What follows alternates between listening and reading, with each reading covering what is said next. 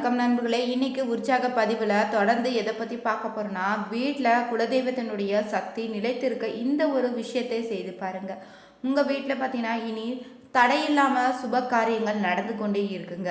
வீட்டில் குலதெய்வத்தினுடைய அருள் நிலைத்திருக்க இந்த ஒரு விஷயத்தை எப்படி செய்வதுன்னு இந்த பதிவில் தொடர்ந்து பார்க்க போகிறோம்.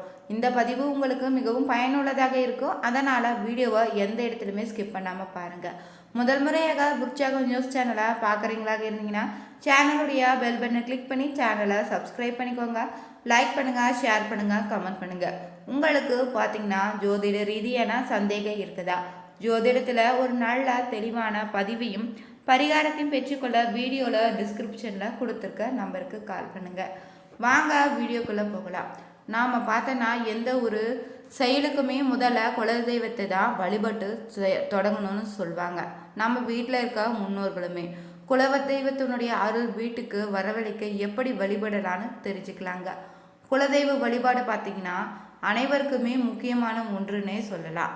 குலதெய்வத்தினுடைய அருள் இருந்தால்தாங்க நம்முடைய வீட்டில் பார்த்திங்கன்னா சுப நிகழ்ச்சிகள் தடையில்லாமல் நடைபெறுங்க.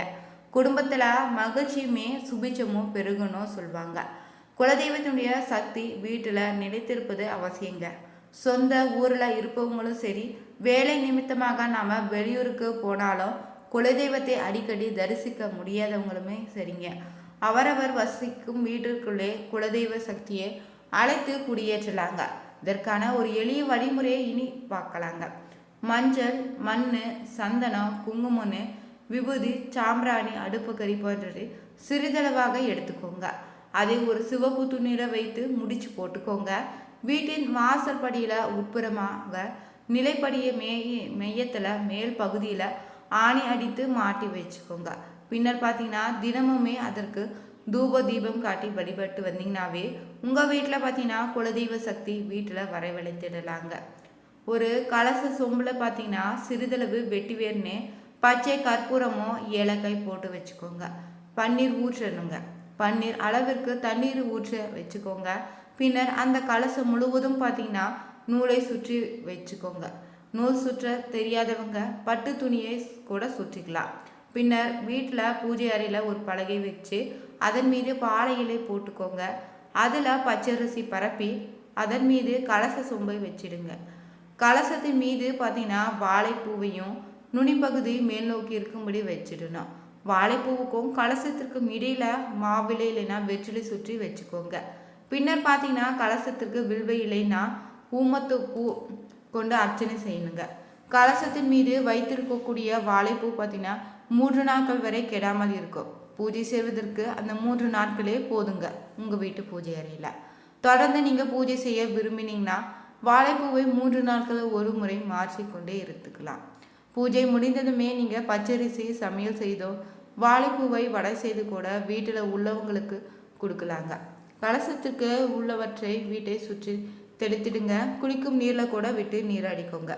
ஓம் பவாய நம, ஓம் சர்வாய நம, ஓம் ருத்ராய நம, ஓம் பசுபதேவாய நம, ஓம் முக்ராய நம, ஓம் மகாதேவாய நம, ஓம் பீமாய நம, ஓம் ஈசான்ய நம என்ற மந்திரத்தை நீங்கள் தினமுமே 108 முறை காலைன்னு மாலை வேளைகளில் பாராயணம் செய்வது பார்த்தீங்கன்னா வழிபட்டாலே போதுங்க. உங்கள் வீட்டில் குலதெய்வத்தினுடைய அருள் நிலைத்திருக்க செய்யுங்க. குலதெய்வத்தை வழிபாடு செய்தால் பார்த்தீங்கன்னா வீட்டில் சகல தெய்வங்களுடைய அருள் நிச்சயம் பரிபூர்ணமாக இருக்குங்க. குலதெய்வத்தை வணங்கி வழிபட்டு வருவோங்க. நம்ம குலத்தை கண்ணை போல காத்தருவதான் இந்த குலதெய்வம். நாம் வழக்கப்படி குலதெய்வத்துக்கு படையலிட்டு பிரார்த்தனைகளை செய்வோங்க. சகல பிரச்சனைகளை இருந்துமே நிவாரணம் தந்துருவார். குலதெய்வ வழிபாடு செய்தால் தாங்க அனைத்து தெய்வங்களுடைய ஆசையும் அருளும் நமக்கு கிடைக்கும்னு சொல்லலாங்க. எந்த தெய்வத்தை வழிபட்டாலுமே முதல்ல பிள்ளையாரை வழிபட்டுட்டு தாங்க அடுத்தடுத்து தெய்வங்களை வழிபடணும்னு சொல்லுவாங்க. அப்படி தாங்க எந்த தெய்வத்தை நீங்கள் வணங்குவதாக இருந்தாலும் முதல்ல நாம் அனைவருமே பார்த்திங்கன்னா வழிபட வேண்டியது நம்முடைய குலதெய்வத்தான ஆச்சாரிய பெருமக்களும் சொல்லுவாங்க.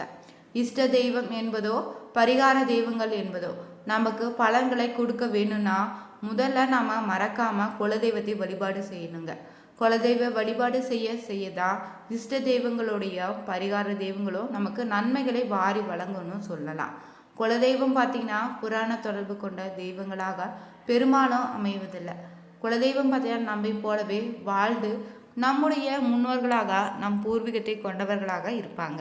அவர்களை நாம் குலசாமிகளாக போற்றி வழிபட்டு வரங்க.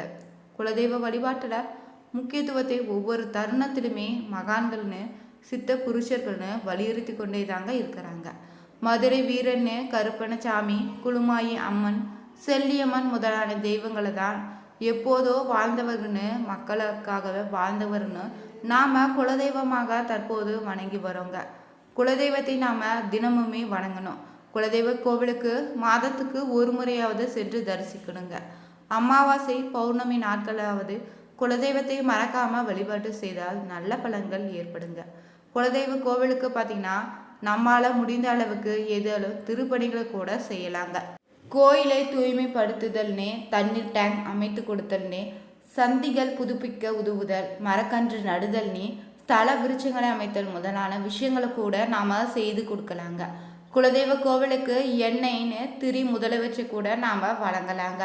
திருவிழா உற்சவத்தின் போது சுவாமி திருவிதி உலா வருவதற்கு வசதியாக உரிய வாகனங்களுக்கு கூட நாம் குலதெய்வ கோயிலுக்கு செய்து கொடுக்கலாங்க.